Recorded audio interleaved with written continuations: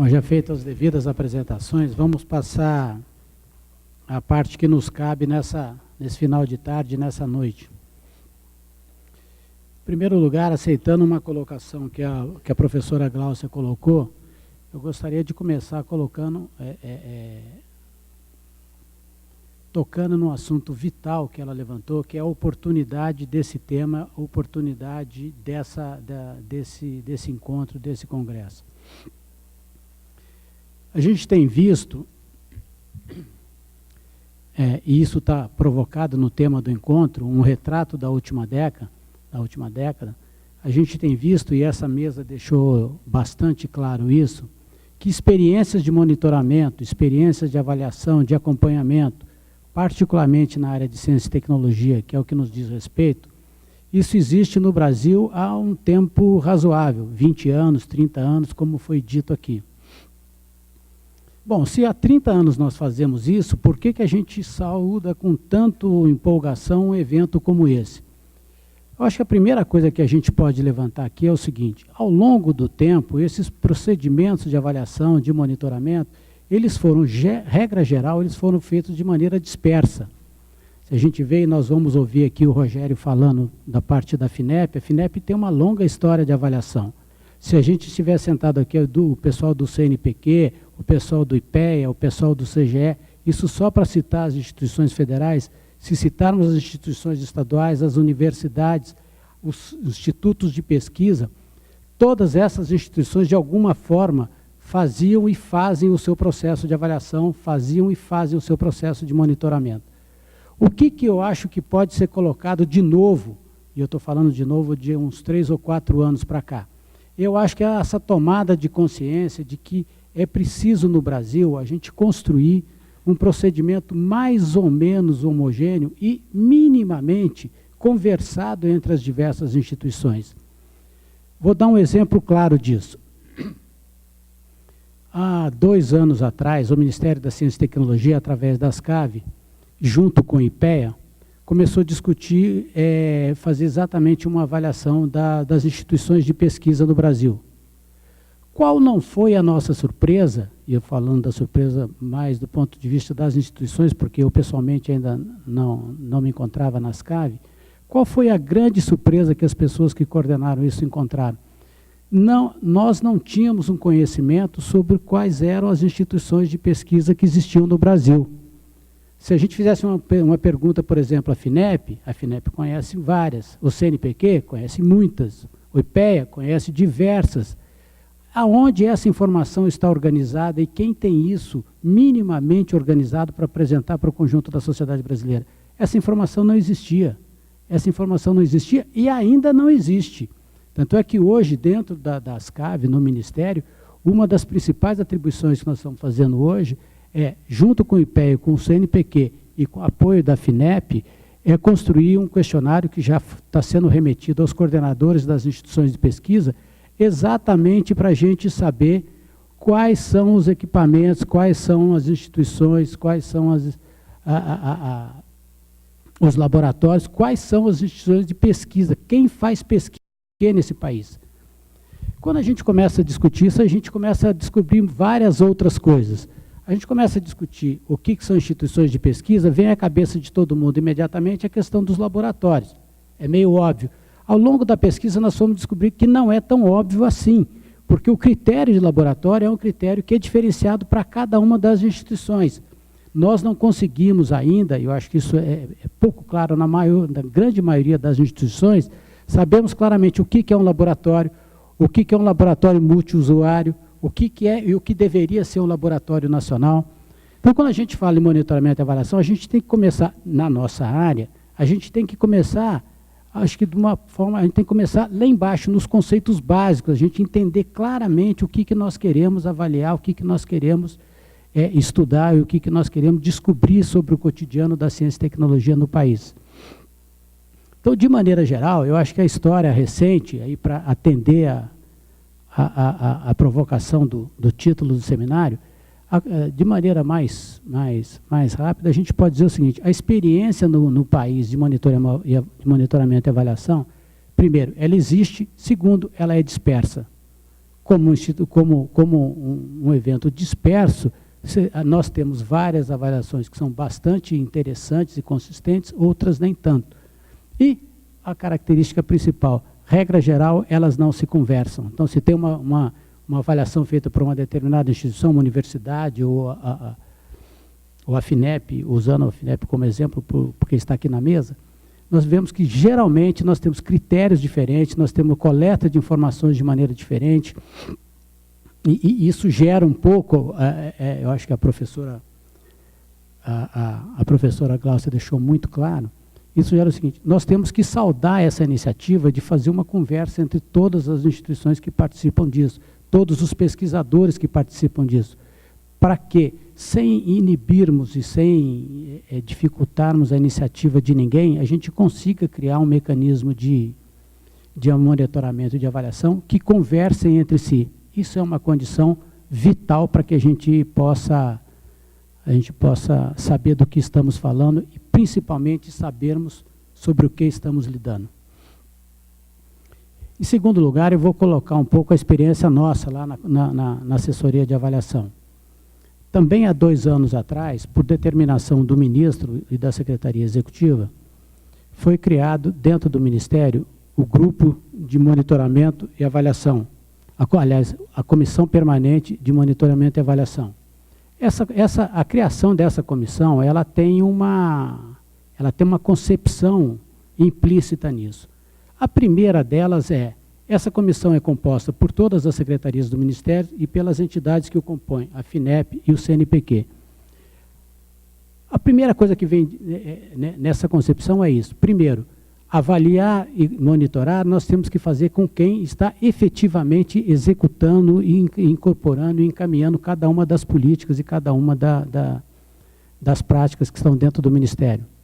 Em segundo lugar, como é um processo da instituição, não é um processo da ASCAV, é um processo do Ministério, nós temos que entender, do ponto de vista do conjunto dos ministérios, quais são as prioridades a qual devemos acompanhar com mais cuidado, a qual devemos fazer estudos mais rotineiros, e aquelas atividades, ou aqueles projetos, ou aqueles programas, que a gente precise fazer um estudo mais detalhado, mais aprofundado. Então, essa comissão permanente, criando dentro dela um plano anual de monitoramento e avaliação, ela dá minimamente essa liga dentro do Ministério, para o Ministério saber o que estamos fazendo, o que estamos acompanhando e o que estamos avaliando. Então, acho que essa é uma novidade que, para dentro do Ministério, tem recolocado toda essa questão do tema que tratamos aqui hoje, não como uma atividade de uma assessoria, mas como uma atividade da instituição. Resumindo, ou o Ministério, através das suas instituições, se avalia e se acompanha e se propõe mudanças, ou isso não tem muito como ser eficiente.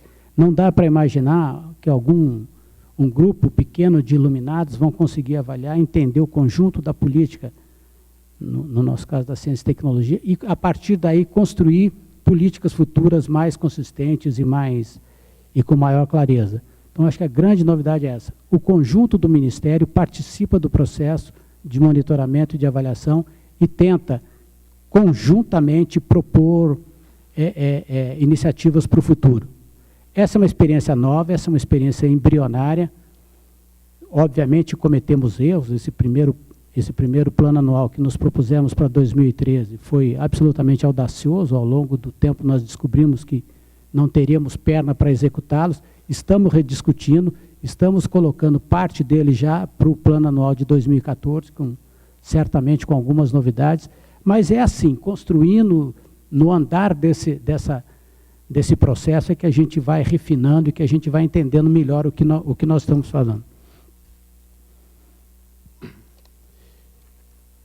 Outra coisa que eu gostaria de citar também,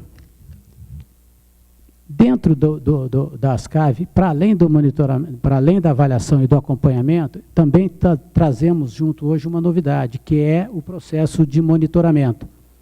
Esse processo está nascendo junto no Ministério ao programa do Inova Empresa, cuja Secretaria Executiva está aqui, que é a FINEP.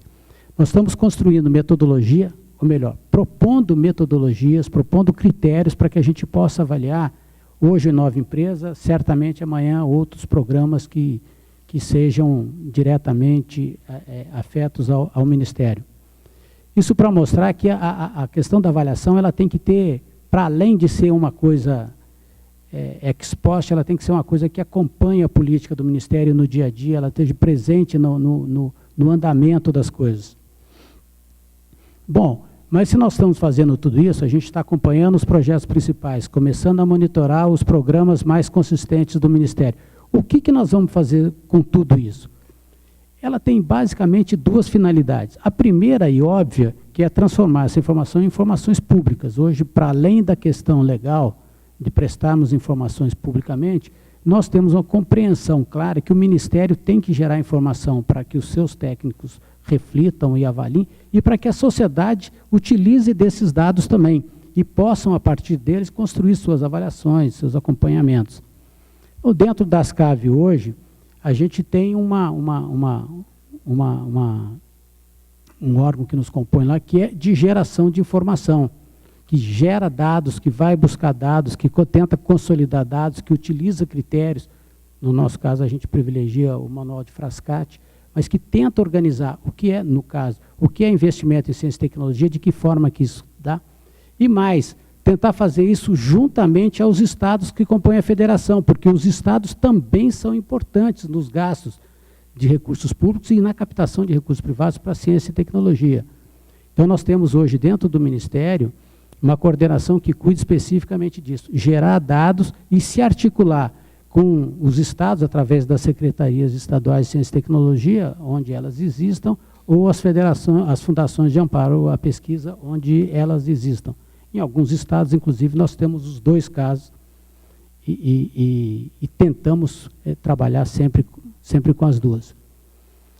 A outra ponta, que eu acho que é a mais determinante desse trabalho todo que nós estamos fazendo, é o seguinte: não por acaso, dentro da ASCAV, é onde se monta as propostas do Ministério de Ciência e Tecnologia para o plano plurianual.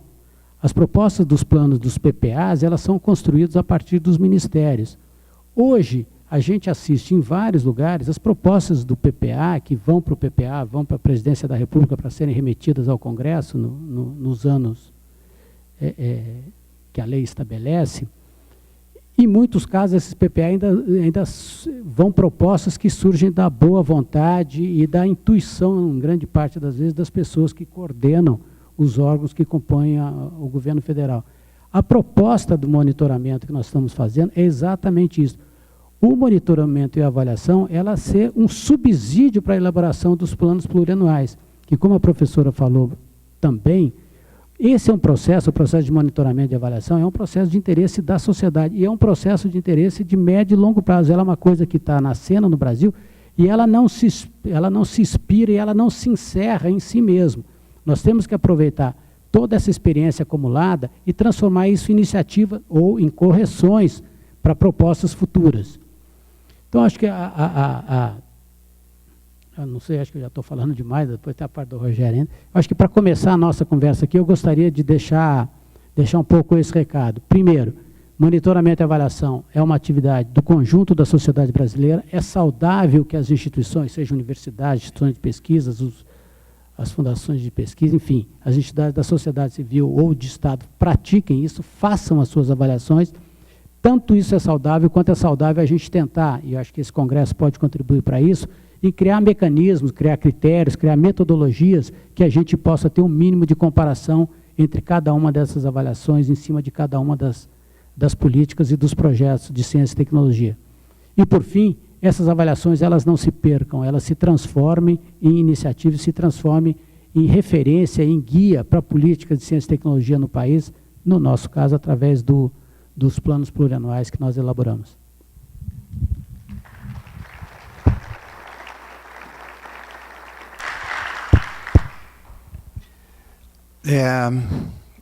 Boa tarde a todos. Obrigado pelo convite aqui de participar dessa mesa de abertura. É uma honra para a FINEP participar desse debate. Gustavo mencionou algumas coisas importantes. Realmente, nós não estamos começando nisso, mas quando a gente assiste o panorama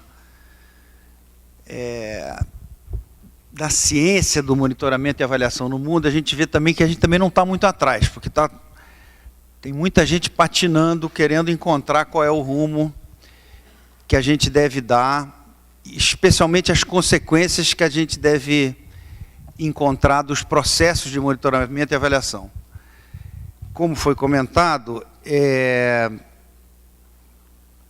todo mundo tem algum processo de avaliação em curso, em andamento. São atividades, na maioria dos casos, amadoras, que a gente não consegue retratos parciais, mas não muito sistemáticos, né? Então, hoje, por acaso, eu cheguei cedo a Campinas e aí participei do minicurso aqui quase o dia inteiro, eu achei ótimo. A Ana Maria, o pessoal que estava participando aqui, e foi um momento ótimo de fazer uma reflexão sobre a situação do monitoramento e avaliação, especificamente na área de ciência, tecnologia e inovação. Não é uma tarefa simples, porque a ciência e tecnologia tem um marco de transformação em si. Quer dizer, a pesquisa ela começa com uma hipótese e, normalmente, essa hipótese se transforma e são encontrados resultados. E nem sempre os resultados eram aqueles previstos inicialmente, mas são sempre os resultados. E essa é uma lógica que às vezes não é muito clara, por exemplo, para os órgãos de controle que acompanham o sistema de ciência e tecnologia, e a gente fica com medo de dizer assim, olha, esse projeto não atingiu o resultado. Se você falar isso, vai ter que devolver o dinheiro, uma confusão. Não, o projeto sempre ele atinge o resultado, mesmo que ele não tenha resultado naquilo que ele previu inicialmente. É exatamente aí que o marco de ciência, tecnologia e inovação ele precisa se reinventar. A gente teve uma grande esperança que a lei da inovação pudesse ser o marco que alterasse essa concepção, que na verdade nem sempre ajuda o desenvolvimento da ciência e tecnologia, às vezes atrapalha um pouco, mas enfim, é um processo de construção que nós precisamos fazer todos juntos. O que eu acho que é importante é a gente sair dessa fase do monitoramento e avaliação pontual. A gente debateu isso aqui no minicurso, e passar para uma avaliação mais sistemática. E por que isso se ganha importância? Se a gente fizer uma breve reflexão sobre a trajetória do desenvolvimento científico e tecnológico do país, nós estamos vivendo uma época virtuosa. Se a gente remontar, o sistema de ciência e tecnologia brasileiro é muito recente, as universidades foram implantadas aqui, todas estão fazendo 50 anos, a FINEP está fazendo 50 anos, a CNPq está fazendo 50 anos, a BNDES está fazendo 60 anos, tudo tem 50 anos no país, é tudo muito novo. Portanto, mas eu acho que é hora de se reinventar. Isso porque nós tivemos lá na década de 70 uma época virtuosa em que se instalou uma mentalidade de que o país precisava ter uma pós-graduação forte, precisava se fazer pesquisa era importante porque dava resultado, dava autonomia em medicamento, em aeronáutica, em agricultura, em comida, exportação, energia nuclear. Então, isso acendeu uma luz, criou-se o CNPq, começou a trazer pesquisadores de fora, implantar cursos de pós-graduação. Na época, o país tinha um desenvolvimento acelerado, grande, muito baseado em empréstimos do exterior, etc., criou uma dívida pública, etc.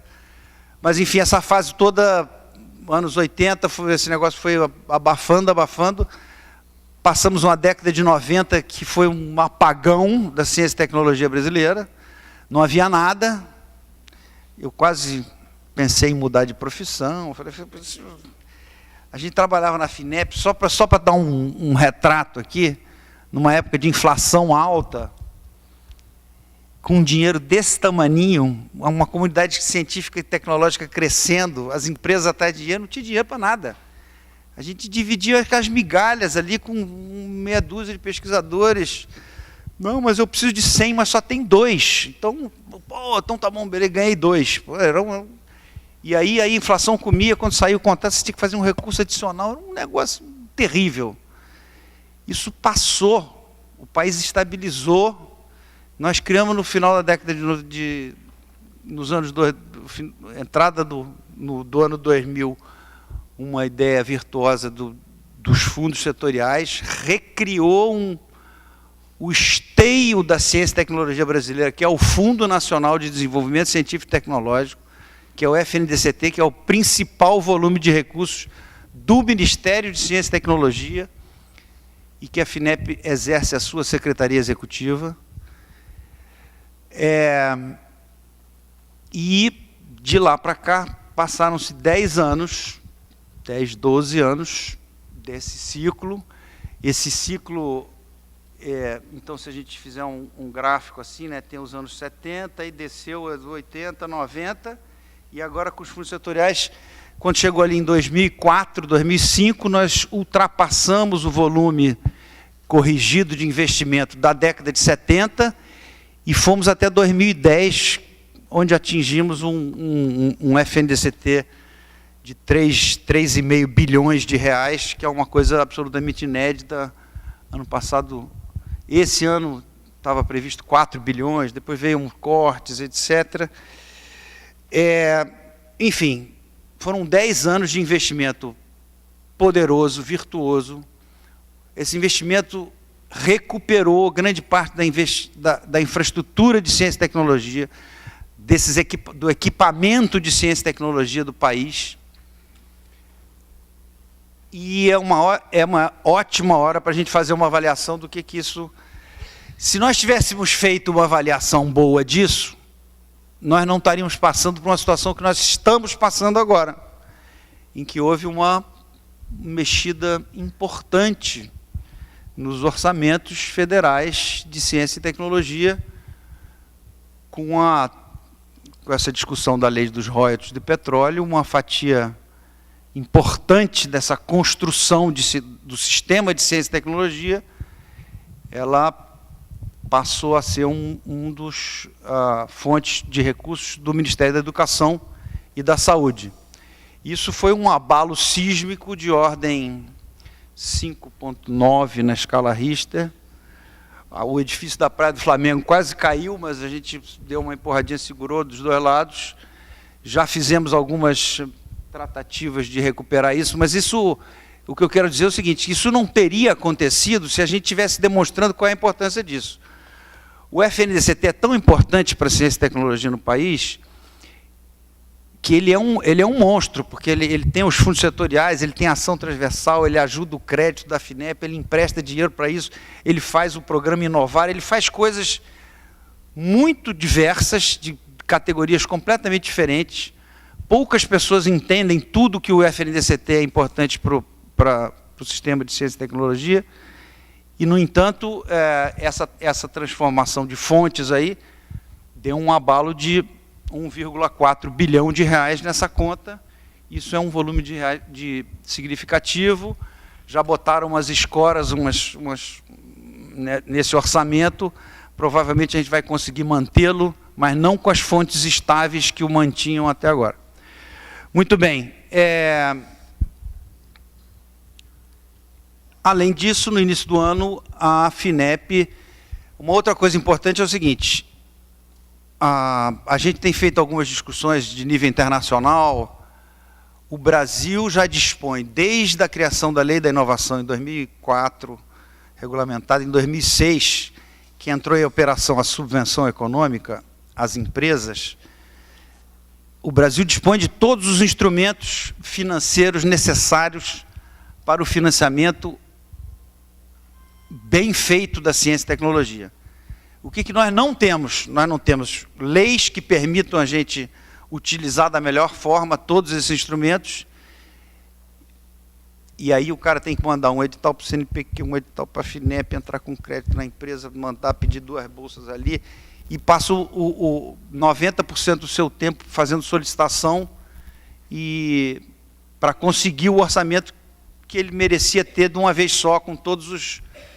Então, uma das coisas que a FINEP tem feito ultimamente fez parte da estrutura da construção desse plano Inova Empresa, foi lançado no início do ano pela presidenta Dilma, é um programa de 33 bilhões de reais, ele fundamentalmente lastreado em operações de empréstimo para inovação nas empresas, que é uma outra parte que a FINEP faz muito importante para o desenvolvimento científico e tecnológico do país e para a inovação.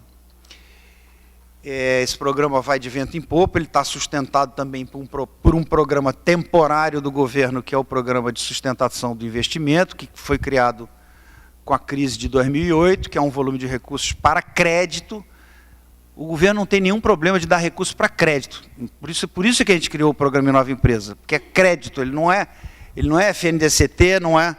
Mas ele traz junto, qual é a novidade que ele traz junto? Ele traz a integração dos instrumentos. A empresa que entrar na FINEP e pegar o crédito, ela leva junto a subvenção econômica, o cooperativo e todos os instrumentos disponíveis no sistema, tanto da FINEP quanto do BNDES.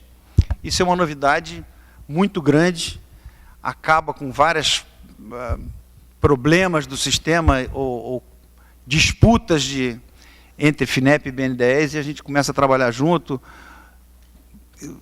FINEP e CNPq sempre trabalharam juntos, também não tem problema, e a gente cria um modelo que é inovador. No entanto, o julgamento desse processo, o processamento todo, ele é muito lento, ele requer garantias, avaliação de propriedade das empresas, etc. E aí a FINEP fez uma outra coisa muito interessante, que entrou em vigor agora no início de setembro, que é o chamado FINEP 30 dias, não sei quem está acompanhando isso, mas é uma possibilidade que a FINEP está botando a cara a tapa e dizendo que em 30 dias eu te dou uma resposta se você pode receber crédito da FINEP. Isso quebra todos os paradigmas, monta um novo sistema de acompanhamento, integra indicadores de desenvolvimento econômico, indicadores de desenvolvimento de P&D na empresa, e vários outros indicadores que já na entrada a empresa é obrigada a se cadastrar, ela vai fazer um LAT das empresas, com todas as informações importantes, a gente cria um rating de inovação da empresa, um rating econômico, isso reúne um conjunto de indicadores que a gente sempre usou, mas que nunca estiveram reunidos numa fórmula, e aí o INPEA ajudou a FINEP a construir isso.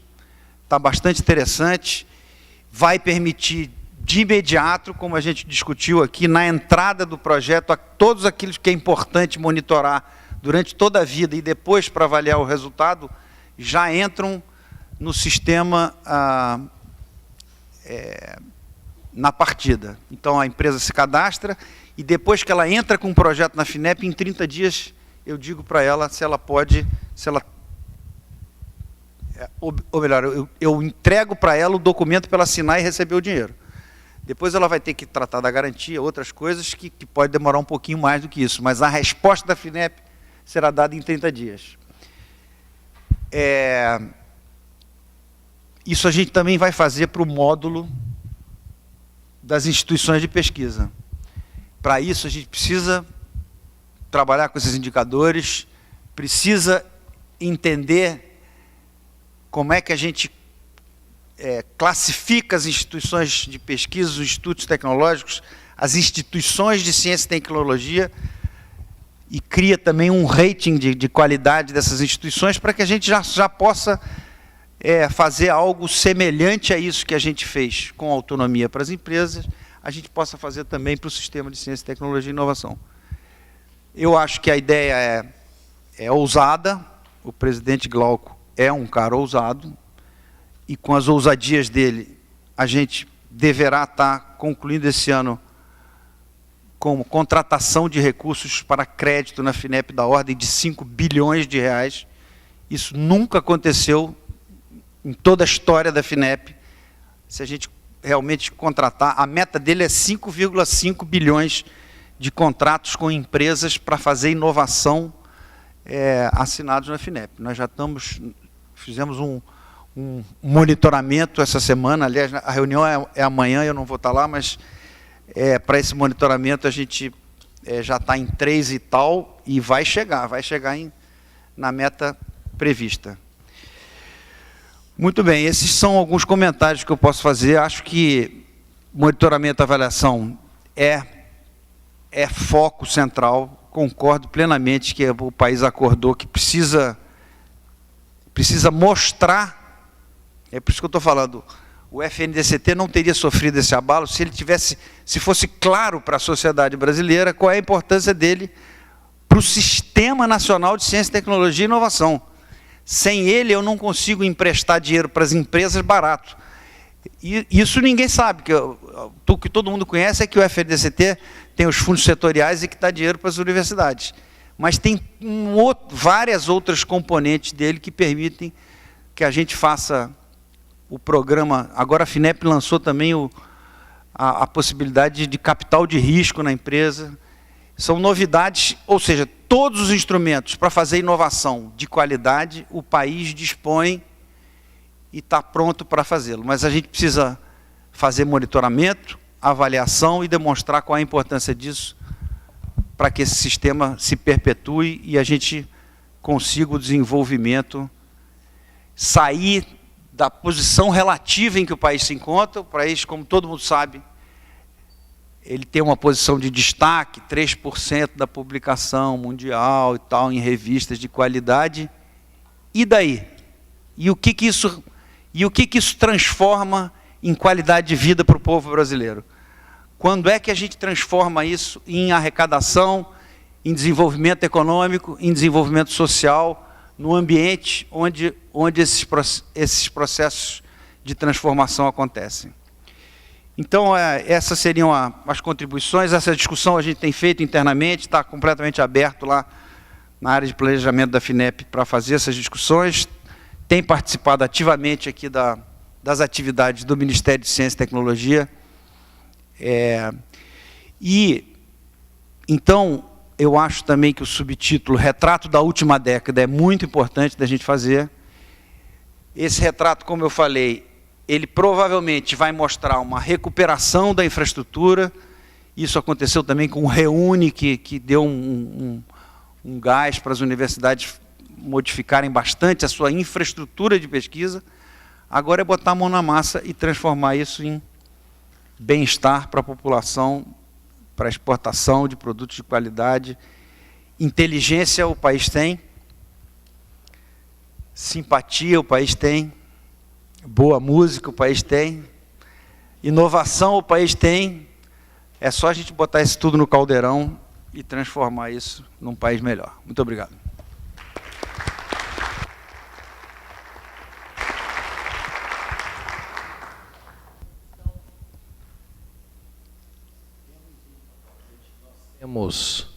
Nós temos ainda tempo, então queremos convidar a poder encaminharem perguntas para Gustavo e Rogério. E para isso os microfones vão estar disponíveis para vocês. E se vocês já quiserem se encaminhar e apontarem para a gente distribuir.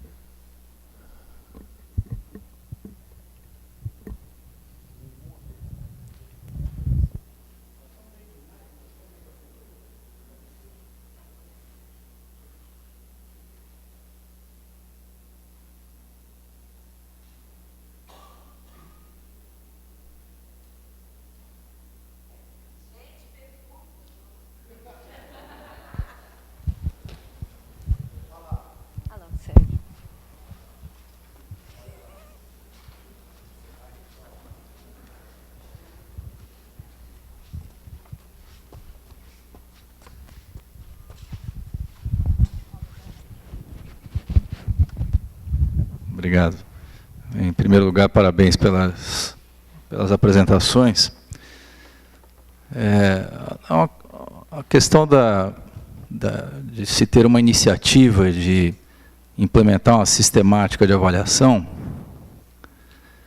como a gente sabe, na área de ciência e tecnologia e em qualquer outra, em programas governamentais é essencial, né? Ninguém discute a necessidade. A questão é como é que você institucionaliza isso e perpetua, né? E dá sequência. Entra governo, sai governo, entra o chefe do planejamento, sai o coordenador do planejamento, entra o coordenador das CAV e sai.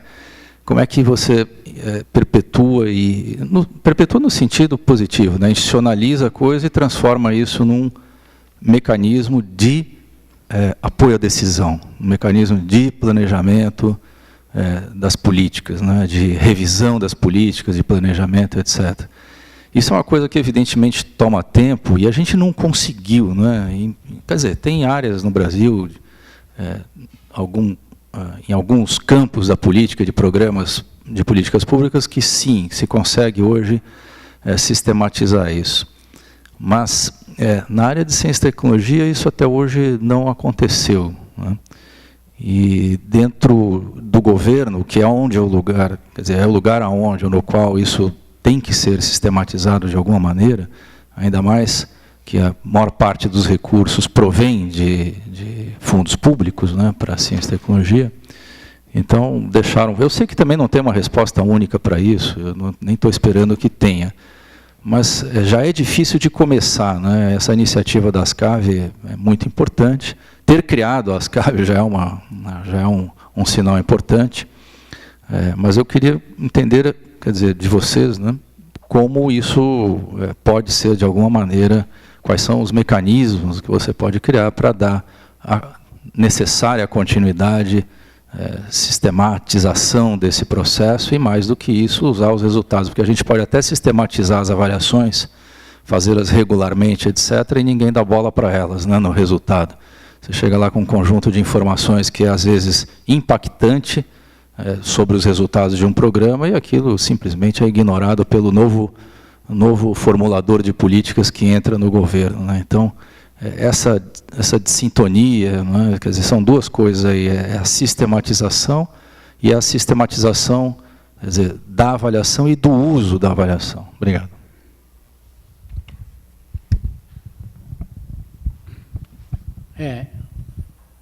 Você levantou uma questão que nós entendemos central. Essa questão ela é central. A resposta dela, como você já antecipou também, ela não é uma resposta fácil. Como a gente vai conseguir isso, nós podemos e devemos conversar muito. Como nós não vamos conseguir, nós já sabemos. Primeiro, transformar isso numa atividade burocrática de governo é o primeiro caminho para matá-la. Por isso que eu tentei colocar aqui no começo, o processo de monitoramento, de avaliação, ele tem que ser um processo, no nosso entendimento, do conjunto da sociedade brasileira. Tanto quanto a democracia, tanto quanto a participação, tanto quanto a inclusão, são temas da sociedade brasileira, a avaliação tem que ser uma delas. Esperar que o governo avalie as suas próprias ações é saudável e é desejável, mas não podemos acreditar que isso será sempre assim. Nós temos que ter, além das avaliações de governo. Dentro do Ministério de Ciência e Tecnologia, nós tentamos levantar aqui, a gente está tentando democratizar no sentido interno e institucional disso. Cada uma das secretarias e dos órgãos que compõem o Ministério da Ciência e Tecnologia vão participar do processo de avaliação e de acompanhamento das suas atividades, projetos, programas, enfim. Mas eu acho que a resposta está numa só, e eu acho que está nessa sala. As universidades, as instituições de pesquisas, outras instituições, organizações da sociedade civil, participarem ativamente disso. Esse é o caminho. Eu não consigo ver outro. Acho que nós temos que discutir metodologia, acho que nós temos que minimamente uniformizar metodologias para que a gente possa conversar, pesquisas possam conversar com pesquisas, avaliações conversar com avaliações, mas essa atividade ela tem que ser uma atividade, no meu entendimento, necessariamente distribuída e diluída no conjunto da sociedade e, obviamente, dentro da sociedade, nas instituições que têm condições técnicas e metodológicas, enfim, têm condições de promover isso, né? Não dá para se esperar que uma entidade civil qualquer, por mais bem intencionada que tenha, consiga construir com o volume de informação necessário, de quadros qualificados, etc. Mas o entendimento é um pouco esse, o que nós estamos tentando fazer é um pouco isso. Não pode ser uma atividade exclusivamente de Estado, ela tem que ser, e eu estou falando de Estado no sentido de responder a primeira colocação sua, que é no sentido da sistematização, não virar uma coisa de governo, virar uma atividade de Estado. Mas, para além de ser uma atividade de Estado, ser uma atividade do conjunto da sociedade.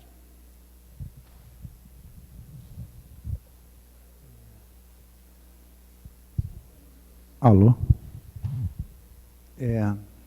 Não era para o Sérgio fazer pergunta, ainda mais fazer pergunta inteligente, que aí bota a gente numa... Mas eu acho que, como eu falei, o sistema de ciência e tecnologia brasileiro, ele é muito recente. Se a gente incluir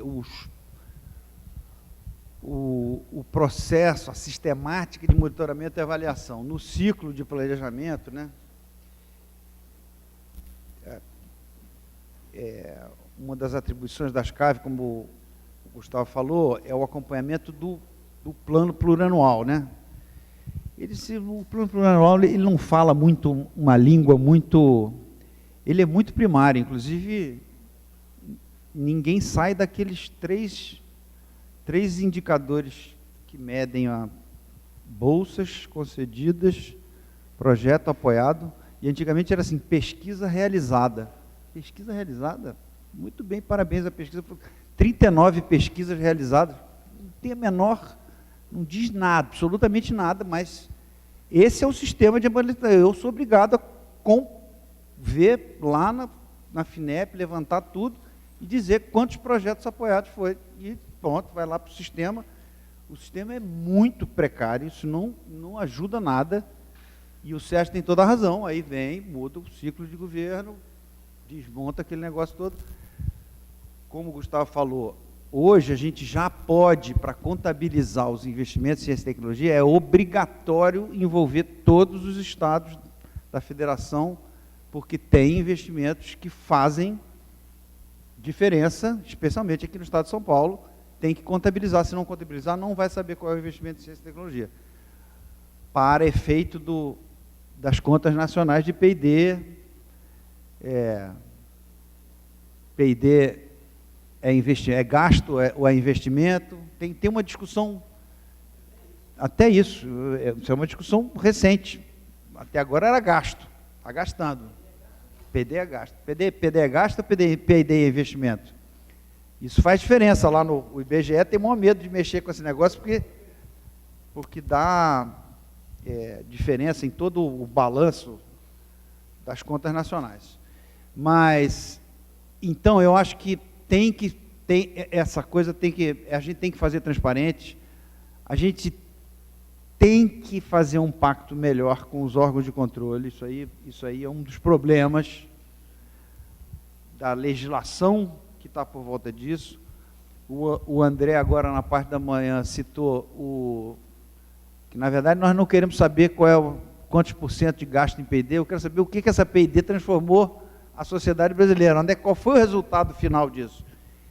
Então, se a gente conseguir, com os sistemas de monitoramento e avaliação, construir ciclos de mais longo prazo, como nós sabemos, nós tivemos muita dificuldade disso, porque aí, às vezes, exigem que a gente faça uma avaliação de resultado, o projeto nem terminou ainda, o cara já quer saber qual é o resultado, e a gente sabe que não dá, e aí tem toda uma métrica em quando é que a gente deve fazer essa medição na ciência e tecnologia.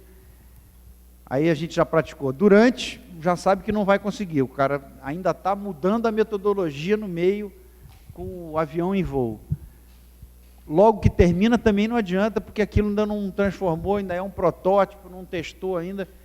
Aí 2 anos depois, aí se passar 5 anos depois, o cara já esqueceu, já entrou outro projeto, aí já não vai. Então, a gente tem que fazer com que o sistema se aperfeiçoe. Claro, aí tem toda uma discussão. Eu achei a discussão que vocês travam aqui na Unicamp, no grupo aqui do Ana Maria, o pessoal aí que está indo, o Sérgio, que já tem bastante experiência, eu acho um caminho muito virtuoso de conquistar indicadores para fazer uma medição. E é claro que valia, nós estamos falando aqui só de ciência, tecnologia e inovação, tem o pessoal todo aqui que está envolvido com avaliações de programas sociais, etc., que tem uma outra vertente. Eu sempre na FINEP defendi que a gente tinha que sempre medir os impactos, as externalidades dos projetos, a geração de emprego, aonde que essa empresa está situada no entorno dela, eu sempre tentei, isso não é muito fácil, mas isso são externalidades para os projetos de ciência e tecnologia, tem que medir as externalidades que estão envolvidas no processo. Então, os efeitos para frente, para trás, a linha de base tem que estar traçada antes, senão você não vai saber, se você chegar 3 anos depois, mas como é que começou? Qual foi a pergunta mesmo? Para que lançou aquele edital? Era para quê? Ninguém sabe mais. Se não tiver registrado, bem registrado, você vai ter muitas dificuldades depois para fazer o processo de avaliação. Então, eu acho que, eu citei o exemplo aqui do FINEP 30 dias, porque ele está criando um padrão. Nós estamos criando um negócio do rating da inovação. A empresa vai lá e se cadastra. Ao se cadastrar, ela já recebe como benefício uma informação de como é que ela se posiciona no mercado, dos concorrentes dela, e quanto que ela pode pegar com aquele faturamento, com aquela situação econômica e financeira, quanto é que ela poderia pegar de empréstimo. Isso é uma primeira luz. Você está dando uma informação para ela, se ela te der essas informações que eu preciso para monitorar.